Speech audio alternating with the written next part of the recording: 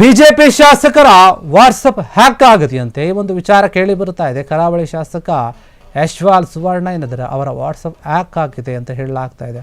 ಹಾಗಾದರೆ ಹ್ಯಾಕ್ ಮಾಡಿದ್ದ ಯಾರು, ಯಾವ ಕಾರಣಕ್ಕಾಗಿ ಹ್ಯಾಕ್ ಮಾಡಿದ್ದಾರೆ, ಅಂತಹ ವಿಚಾರಗಳು ಅವರ ಫೋನಲ್ಲಿ ಏನಿದೆ, ವಾಟ್ಸಪ್ ಹ್ಯಾಕ್ ಮಾಡೋಕ್ಕೆ ಏನು ಕಾರಣ, ಈ ಬಗ್ಗೆ ಸಾಕಷ್ಟು ಪ್ರಶ್ನೆಗಳು ಮೂಡ್ತಾ ಇದೆ. ಬಿಜೆಪಿ ಶಾಸಕನ ವಾಟ್ಸಪ್ ಅಪ್ಲಿಕೇಶನ್ಗೆ ಕನ್ನ ಹಾಕಿದ ದುರುಳರು ಯಾರು ಅನ್ನುವಂತಹ ಪ್ರಶ್ನೆ.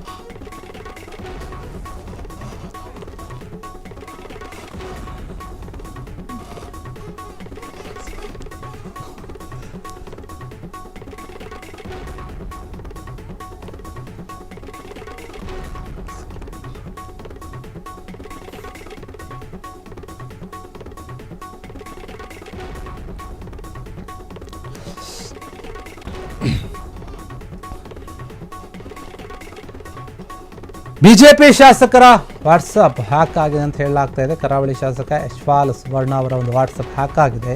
ಬಿಜೆಪಿ ಶಾಸಕರ ವಾಟ್ಸಪ್ ಅಪ್ಲಿಕೇಶನ್ಗೆ ಕನ್ನವನ್ನು ಹಾಕಿಬಿಟ್ಟಿದ್ದಾರೆ ಕೆಲ ದುರುಳರು.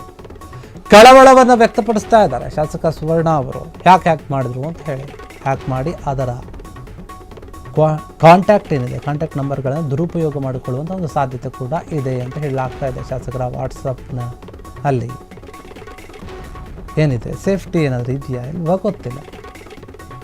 ಶಾಸಕರ ವಾಟ್ಸಪ್ಪು ಕೂಡ ಸೇಫ್ಟಿ ಇಲ್ಲ ಅಂತ ಹೇಳಲಾಗ್ತಾ ಇದೆ. ಬೇರೆ ಬೇರೆ ಒಂದು ವಿಚಾರಗಳಲ್ಲಿ ಬೇರೆಯವರ ಅಕೌಂಟ್ಗಳನ್ನು ಹ್ಯಾಕ್ ಮಾಡೋದು ನೋಡಿದ್ವಿ. ಈಗ ಶಾಸಕರ ಅಕೌಂಟನ್ನು ಹ್ಯಾಕ್ ಮಾಡ್ತಾ ಇದ್ದಾರೆ. ಎಲ್ಲರ ಬಳಿ ಹಣವನ್ನು ಕೇಳಿ ಹ್ಯಾಕರ್ಗಳು ಹಿಂಸೆಯನ್ನು ಕೊಡ್ತಾ ಇದ್ದಾರೆ ಅವರ ಒಂದು ನಂಬರನ್ನು ಬಳಸಿಕೊಂಡು.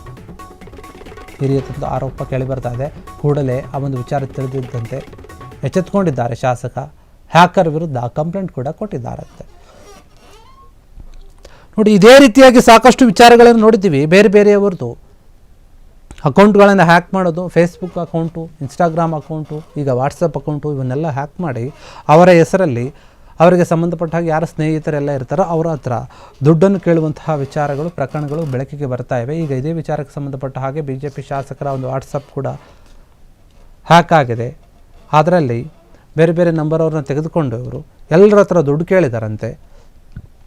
ಈ ವಿಚಾರ ಶಾಸಕರಿಗೆ ಗೊತ್ತಿರಲಿಲ್ಲ. ಯಾವಾಗ ಇವತ್ತು ವಿಚಾರ ಗೊತ್ತಾಗುತ್ತೋ ಕೂಡಲೇ ಅವರು ಎಚ್ಚೆತ್ಕೊಂಡು ಹೋಗಿ ಪೊಲೀಸ್ ಸ್ಟೇಷನ್ಗೆ ಕಂಪ್ಲೇಂಟ್ ಕೊಟ್ಟಿದ್ದಾರೆ. ನೋಡಿ, ನನ್ನ ನಂಬರ್ ಹಿಂಗೆ ಹ್ಯಾಕ್ ಆಗಿದೆ, ಹಿಂಗೆ ಎಲ್ಲ ನನ್ನ ಹೆಸರು ಹೇಳ್ಕೊಂಡು ದುಡ್ಡು ಕೇಳ್ತಾ ಇದ್ದಾರಂತೆ, ಇದ್ರ ಬಗ್ಗೆ ನೀವು ಕ್ರಮವನ್ನು ತೆಗೆದುಕೊಳ್ಳಿ ಅಂತ ಹೇಳಿ ಪೊಲೀಸರಿಗೆ ಕಂಪ್ಲೇಂಟ್ ಕೊಟ್ಟಿದ್ದಾರೆ. ಪೊಲೀಸರು ಆ ಒಂದೇನು ಕಂಪ್ಲೇಂಟ್ ತೊಗೊಂಡು ಹುಡುಕ್ತಾ ಇದ್ದಾರೆ, ಯಾರಿರ್ಬೋದು, ಯಾರು ಹ್ಯಾಕ್ ಮಾಡಿರ್ಬೋದು, ಹೆಂಗೆ ಎತ್ತ ಅಂತ ಹೇಳಿ.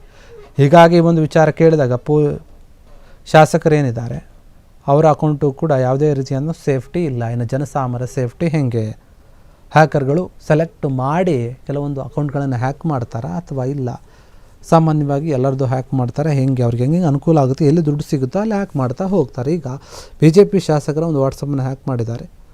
ಮಾಡಿಬಿಟ್ಟು ಎಲ್ಲರ ಹತ್ರ ದುಡ್ಡು ಕೇಳುತ್ತಾ ಇದ್ದಾರೆ. ಸಂಬಂಧಪಟ್ಟ ಹಾಗೆ ಸೈಬರ್ ಪೊಲೀಸ್ ಸ್ಟೇಷನ್ ಏನಿರುತ್ತೆ ಅಥವಾ ಮಾಮೂಲಿ ಪೊಲೀಸ್ ಸ್ಟೇಷನ್ ಕೂಡ ಕೊಟ್ಟಿರ್ತಾರೆ. ಅವರು ಸೈಬರ್ಗೆ ಈ ಒಂದು ಕೇಸನ್ನು ವರ್ಗಾವಣೆ ಮಾಡಿರ್ತಾರೆ.